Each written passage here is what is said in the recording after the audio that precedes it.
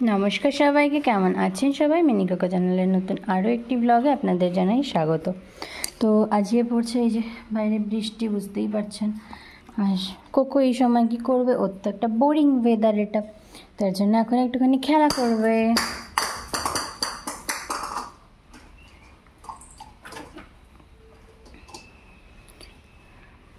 Actually বৃষ্টির দিনটা ঠিক কারোরই পছন্দ না, ওরও পছন্দ না।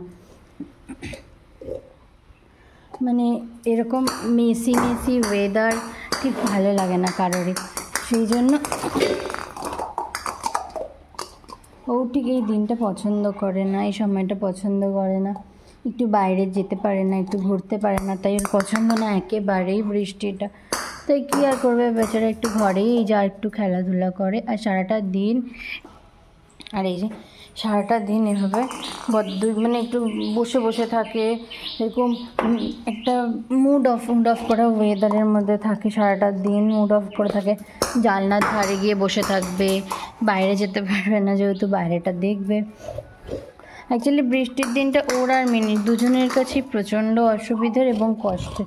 আর কটা লাস্ট 3টে দিন ধরে যে হারে বৃষ্টি পড়ছে, সেটা ওদের কারোর জন্যই ভালো নয়। মানে ওরা পছন্দ করছে না, ওরা একটু বেরোতে পারছে না, একটু খেলতে পারছে না, একটু ঘুরতেও যেতে পারছে না। তো এইটা ওর একদমই ভালো লাগছে না, যার জন্য ও এরকমভাবে ছোটাছুটি দৌড়াদৌড়িটাও করতে পারছে না, খেলাধুলাটা করতে পারছে না, প্রচণ্ড ডিস্টার্ব হয়ে আছে সারাটা দিন ঘরের মধ্যে বসে বসে। আর কারই ভালো লাগে, কিন্তু সারাটা দিনই এখন ঘরে বসে আছে। মিনিও সেম, সারাদিন ঘরের মধ্যে আটকা পড়ে গেছে বৃষ্টির জন্য। ওই যেটুকু কমায় থামছি, একটু হয়তো নিয়ে যাচ্ছি, কিন্তু রাস্তায় যেহেতু প্রচণ্ড জল, তাই অতটা বারও করতে পারছি না।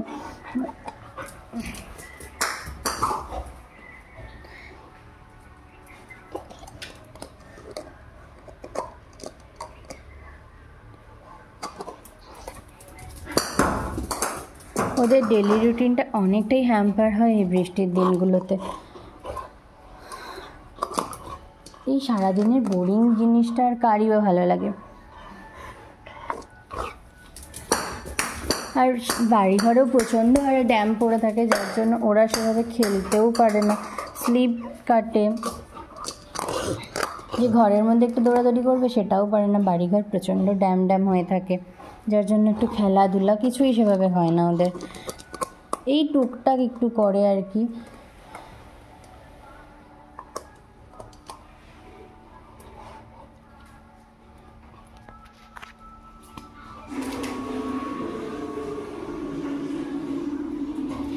ওপরে চলে গেছিল, এই যে বদমাস চলে এসছে।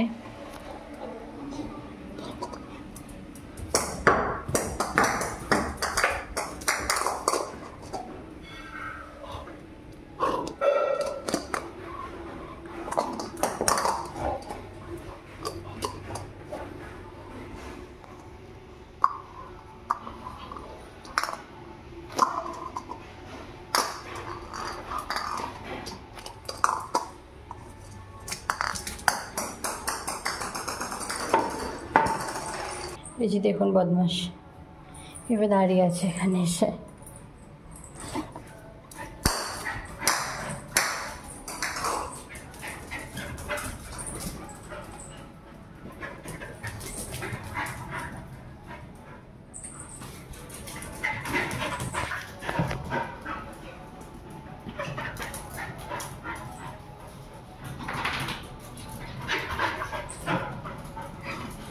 অলিম্পিকের দৌড় দিচ্ছে ও, চলে গেছে ও নিচে। আমি এবার চলে যাব এই বলটা নিয়ে।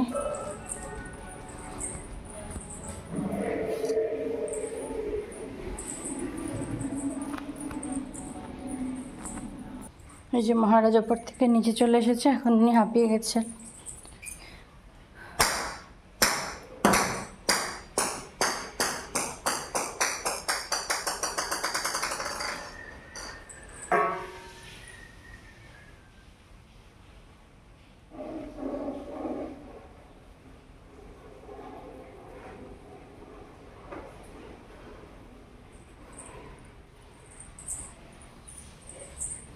ভাত খাবি তো?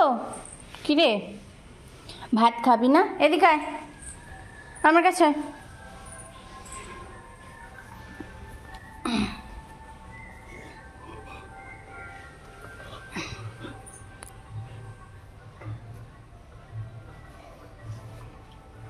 এই যে একটু খেলছে, একটু বসছে, সারাদিন এই করে যাচ্ছে। একটু যে বাইরে বের করব কি, একটু রোজ যেটা হয় একটু বাইরে বেরোয়, ঘোরাঘুরি করে।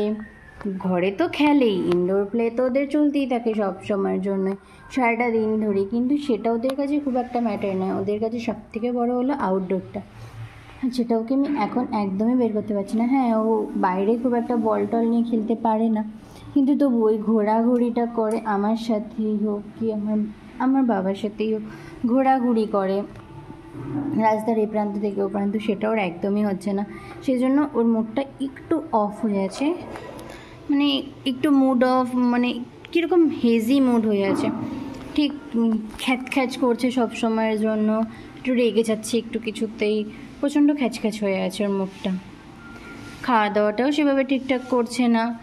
অ্যাকচুয়ালি কী করেই বা খাবে, মুড ভালো না থাকলে কি আর খাওয়া যায়? স্নানটাও অনেক দিন ধরে হচ্ছে না, বিকজ এই বৃষ্টির মধ্যে স্নানও করাতে পারছি না, স্নান করালেও ঠান্ডা লেগে যাবে সেই ভয়ে।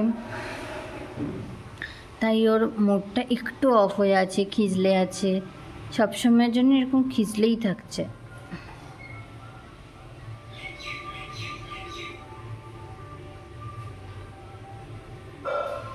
দেখতে পাচ্ছেন কীরকম দুঃখিনীর মতো এসে শুয়ে পড়েছে। তো এখন দেবো ওকে দুপুরের লাঞ্চ।